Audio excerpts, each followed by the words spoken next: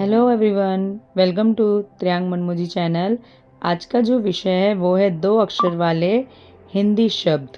तो चलो शुरू करते हैं। सच, स प्लस च, सच। छत, छ प्लस त, छत। हल, ह प्लस ल, हल। थक, थ प्लस क, थक। घर, घ प्लस र, घर। तन, त प्लस न, तन। गज, ग प्लस ज, गज। फल, फल। ध प्लस न, धन।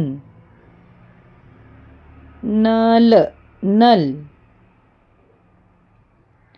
गम, गम। बल, बल। Cup, cup. बस, बस। कब, कब। दस, दस। तन, तन। One, one.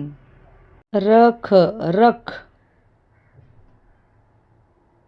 लड़, लड़। ईस, ईस।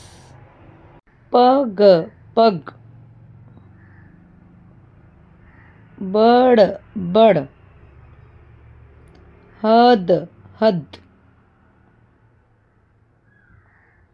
डर, डर।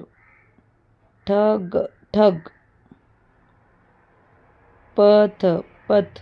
रथ भी हो सकता है, रथ। रस, चक। घट,